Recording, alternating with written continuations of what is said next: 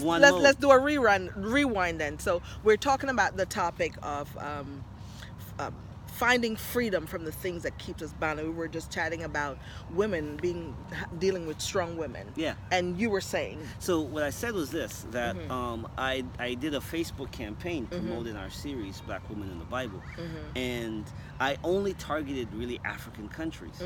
And what shocked me was how uncomfortable Black Africans are in Africa. Right. With the fact that any of the women in the Bible stories could be black. Yeah. And both men and women were uncomfortable with it.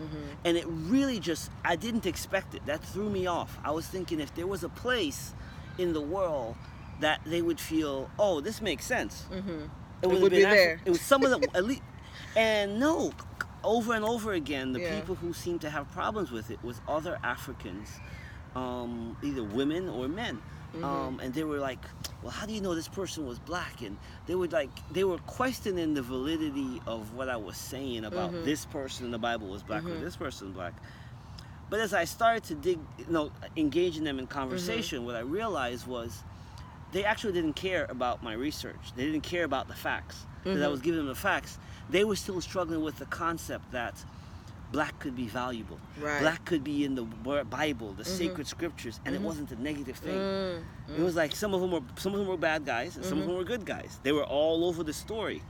But you said something that was key about you not being afraid of having a strong woman. Yeah. Yeah. What was that? That point? So my thing is this: like, I have never found problems with strong women. Right. As long as the woman wasn't trying to make the basis of their strength that I have to be docile. Right. If right. I have to be weakened in some way in order for them to feel like they can be strong, then we'll always butt heads. Definitely. But if your strength is based on you and Right. who you are, and I can still just be me, we'll never have problems. In fact, I love a woman to shine.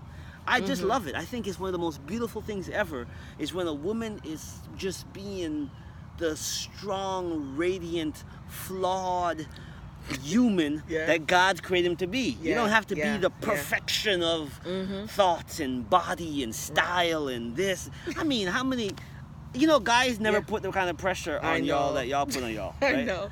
But another point that you made just before we, as we were chatting, was that I think I was saying that being strong, the man is strong, the woman is strong. But there may be things that you're strong in and I'm not strong in. And, Yes. and I'm strong in and you're not. But together as that helpmate and in that relationship, we're able to balance each other out and understand that my strength may not be your strength, but together we help each other stay balanced. So, but the truth is that most men, their insecurity comes from when they're weak in the area that they feel like they should be strong in.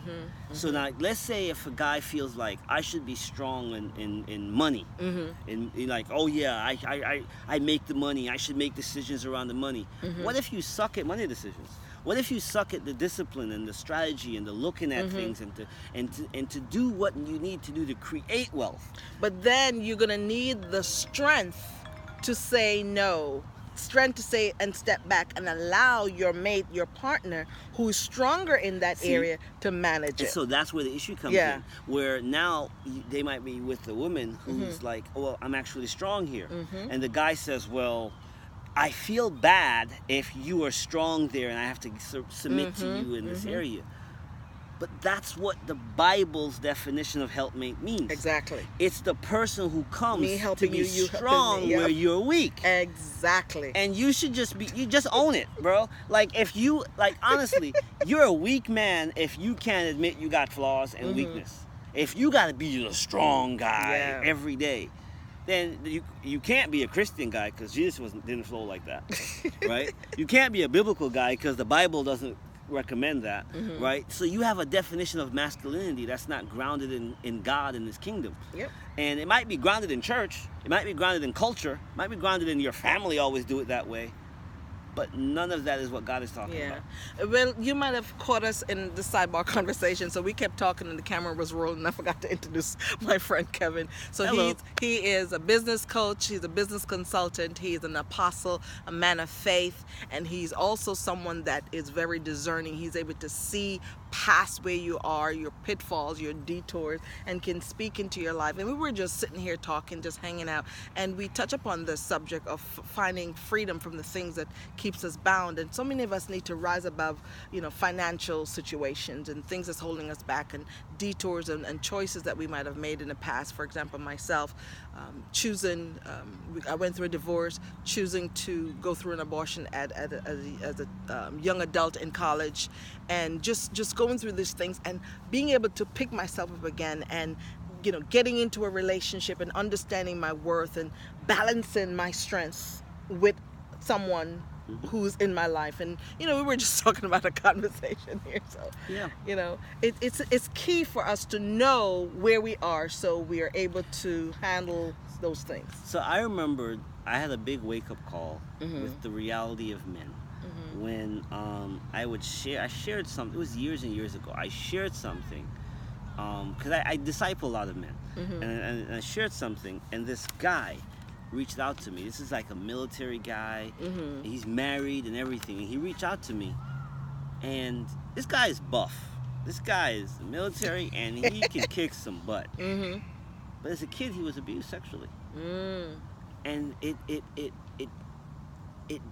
transformed something inside of him in a bad way. Wow. And he's super insecure and vulnerable in ways that he doesn't want to be.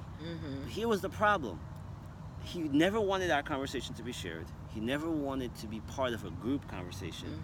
And he didn't want any further conversations on the topic. But he also admitted he was stuck. And what it made me think about was that too often as men, we know something is wrong, but we have this willingness to be okay to stay broken. And to that point, shame cannot grow if it's open and it's shared. It's the secrecy of shame that causes us to stay stuck, that causes us to stay in that broken place and not let that brokenness strengthen you, right? To give you something to stand on, or, to build those muscles that you need to get up from, And men, one of the things that men need in order to heal, much more so than women, men need a community of men. And a man alone will become a worse version of themselves. Wow. Because our vices will eat us alive from the inside out. Yeah. But men, we need accountability brothers. Yep. That know how to keep a secret, for one, right? But can really just talk truth to each other. Yeah. And so you can. That safe place. Yeah, you need a They place need to be that safe vulnerable. place, yeah. And one of the things, like one of the scenes, and I'm gonna talk to all my fellas here for a minute, right? Fellas, in the movie Gladiator, there was this scene where after the battle, he was inside the tent. The battle is done. The soldiers aren't carrying their armor anymore. And they're washing their hands, and they're washing the blood off their hands. Wow. But they're all using the same basin.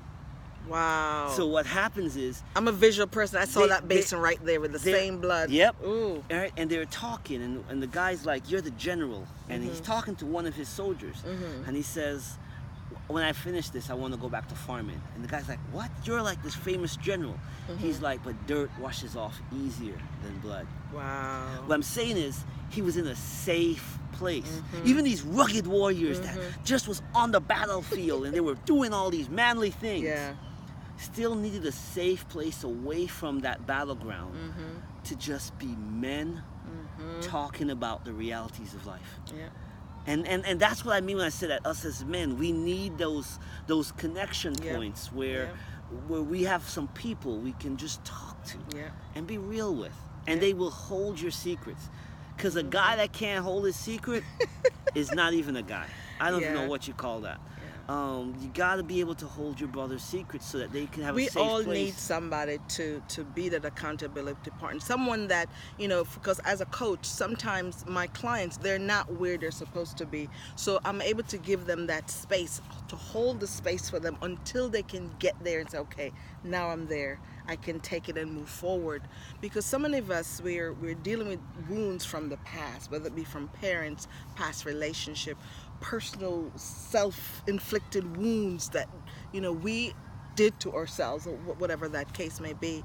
And we need to get to that safe place. So if this information that you're hearing, please like and share it so that your brother, your sister, your family member, your co-worker, whoever it is, can get up again from where they are. I am your coach, I am your sister, pointing light to the treasure that's on the inside of you, because you have power on the inside. And thank you, Kevin, for seeing that in me 7 years ago and being able to speak into my life, to tell me, to show me about the anointing that you saw in me. And in the moment, I couldn't see past my potholes and my lemons and my detours, and, you know, crying through that place. You kept me honest, you kept me accountable, and each step of the way to birth my book, to get on the radio, to share and talk about my story. And now I can speak to you without crying and falling apart. So I appreciate you stopping by today and being a part of this conversation, because we're about what we call ourselves when we did the Black Women in the Bible was value finders, finding value in people and pointing them to it, because sometimes people can't see it. So our goal is, as we see it, to say, yeah, it's right there. It's right there. And hold it until you can see it for yourself. And that's what you did for me. And I so appreciate that. And I'm paying that forward virtually and in person with my clients and so forth, because we all need somebody in our lives that is going to do that for us. Amen. Any parting words as we wrap up that you want to share? If God told you that you're a singer, you're a singer. I don't care if you work in a daycare center. I don't care if you're a janitor. I don't care if you're a college student. I don't care if you're a college dropout. If he says you're a singer, you're a singer. If he says you're a chef, you're a chef. There's a restaurant in you. Yep. It's gonna birth one day. If he says you're a business owner, guess what? You're a business owner. If he says that you're a wife before the husband shows up, the Bible says that a man who finds a wife finds a good thing. Not a woman, a wife. When he found her, she was a wife. You're a wife before he proposes. It's a character. It's who you become, right? And so if God says you're a wife, you're a wife. When he shows up, he'll say, hey, there you are, wife. And he'll introduce you as such. I need you to know, whoever God says you are, you are. Own that now. Yeah. Own it now. Don't wait till it becomes something, right? Now. No, own it now, because you are it now. Now. When God met Gideon, he says, you brave warrior. He was hiding. He was cowering. He was not displaying anything that showed he was a warrior. But God addressed him for who he will be. Because when God made him, God made him to be that. When God made you, he made you to become the end version of yourself. So when God speaks to you, this is how you know when he's speaking to you. He will say, hey, singer. He'll say, hey, chef. He'll say, hey, business owner. He'll call you what he sees, the end hey, result. author of a book. He'll say, hey, bestseller. He'll say, hey, international motivational coach, speaker. He will say who you are in his eyes. Yes, and that's what we need to get into Embrace our spirit. it. Yep. Well, thank you so much, my brother from another mother. High five. Thank you for coming out and hanging out with us. Like and share. I'll meet you back here next week, same time, same place. If not here, somewhere virtually. Bye-bye. Bye.